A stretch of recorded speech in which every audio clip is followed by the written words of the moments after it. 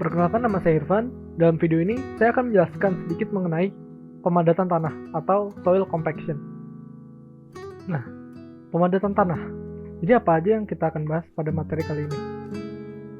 Yang akan kita bahas di antara itu ada definisi, ada tujuan, ada teori, dan ada pemadatan tanah, pasir, dan lempung.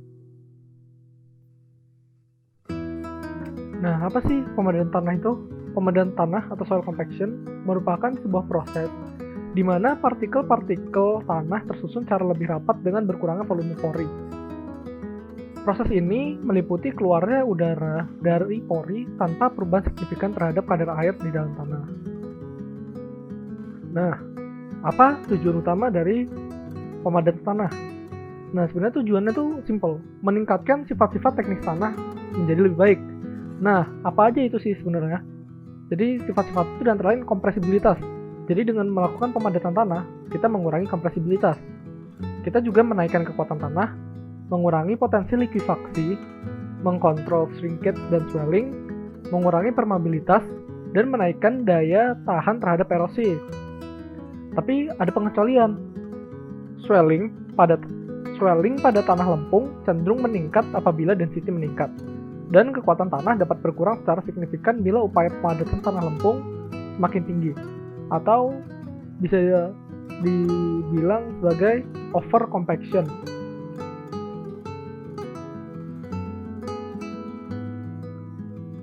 Ini teorinya.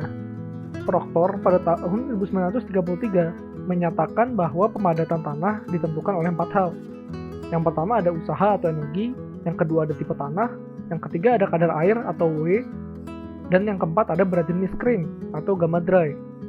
Selanjutnya kita ada kurva dari pemadatan. Kurva ini menunjukkan hubungan antara berat jenis gamma dry dengan kadar air. Nah, sekarang kita masuk pada kadar air dan berat jenis kering. Di sini ada kurvanya.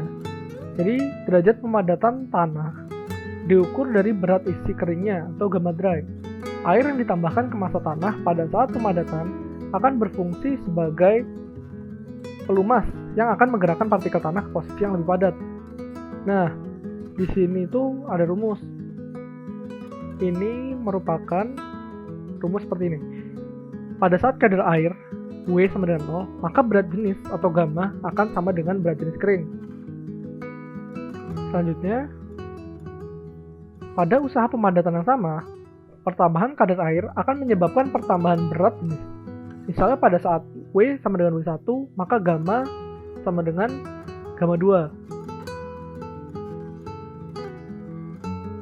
Sekarang kita masuk pada pemadatan tanah pasir. Secara umum, pemadatan itu semakin padat adalah semakin baik.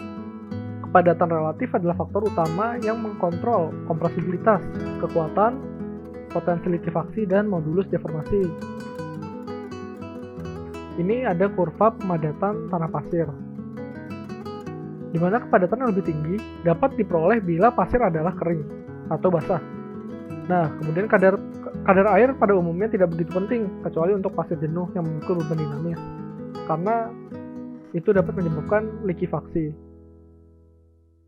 Nah, kepadatan yang lebih tinggi juga dapat diperoleh bila pasir adalah kering atau basah. Itu kan seperti yang sudah saya tulis. Tetapi, pada daerah C, tegangan kapiler antar butiran menjadi semacam kohesi yang menahan butiran untuk berelokasi dan memadat, sehingga sulit dipadatkan.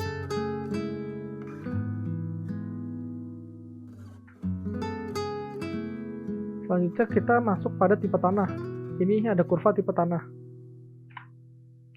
Tipe tanah seperti distribusi ukuran tanah, bentuk butiran tanah, spesifikasi graviti, serta jumlah dan tipe kandungan mineral lempung merupakan faktor penting yang mempengaruhi kadar air optimum atau W optimum dan berat jenis kering maksimum atau gamma dry maksimum. Nah, pada tanah pasir, berat jenis kering cenderung untuk menurun pada saat awal penambahan air. Kemudian, pada saat mencapai kadar air tertentu, berat jenis kering tanah akan bertambah hingga mencapai nilai maksimum. Penurunan nilai dari berat jenis kering tanah pada saat awal pertambahan air disebabkan oleh efek tarik kapilaritas. Pada saat kadar air masih rendah, gaya tarik kapilaritas pada air akan menyebabkan partikel-partikel tanah cenderung bergerak dan memadat.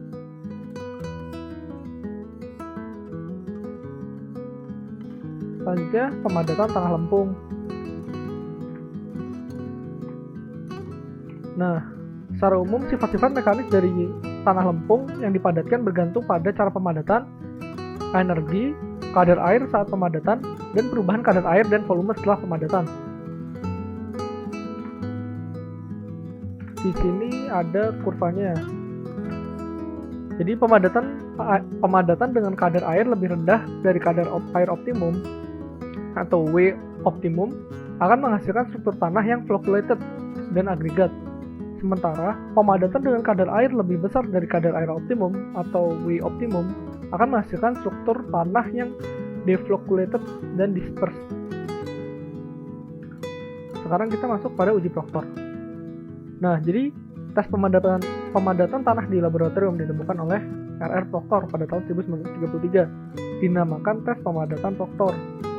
Dilakukan untuk mendapatkan kurva pemadatan yang mencerminkan hubungan antara berat jenis kering, gamma dry, dan kadar air optimum.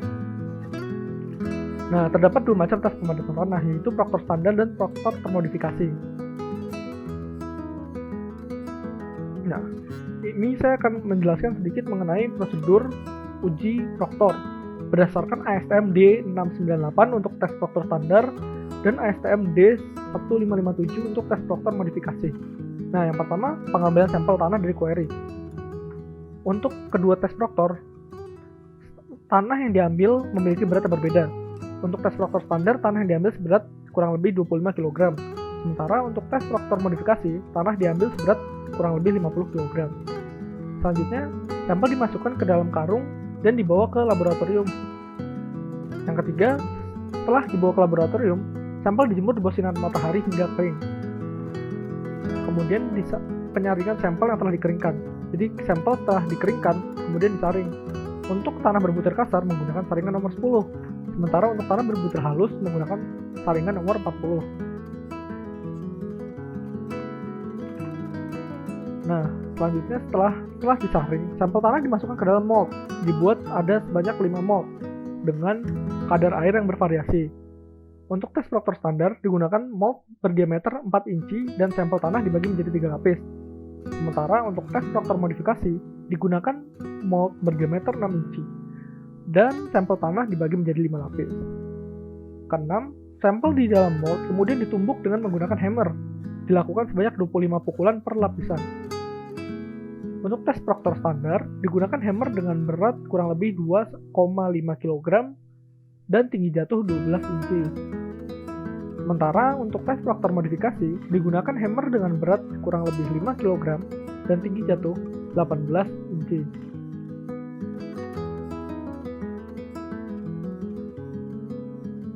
Ketujuh, ada pengukuran berat jenis tanah atau gamma dan berat jenis kering tanah atau gamma dry. Kedelapan, kita setelah mendapatkan hasil pengukuran, kemudian kita plot kepada kurva pemadatan. Kurva yang tadi saya kasih lihat itu yang hubungan antara gamma dry dan W. Selanjutnya menentukan nilai gamma dry maksimum dan W optimum. Nah, ini saya ada ilustrasi dari percobaan uji Proctor ini. Dimulai dari pengambilan sampel, kemudian dijemur, disaring, dimasukkan ke dalam mold, dan kemudian diambil data untuk dilakukan perhitungan.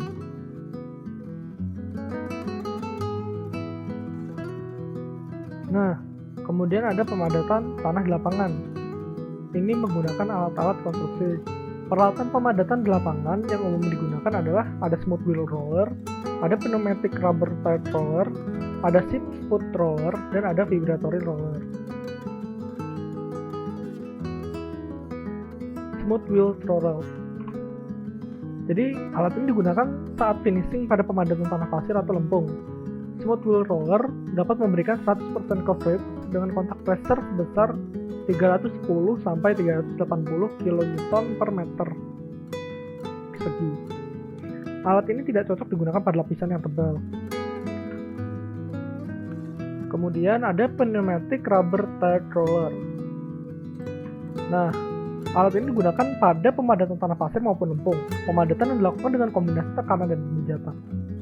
Alat ini dapat memberikan 70 sampai 80% coverage dengan kontak pressure sebesar 585 sampai 690 kN per meter persegi.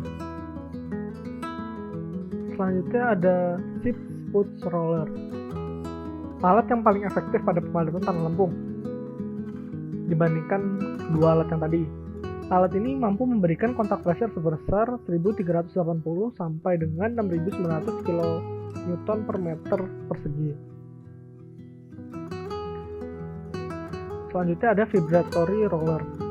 Ini alat yang jauh lebih efektif daripada dua alat sebelum 6-foot roller untuk pemadatan tanah pasir.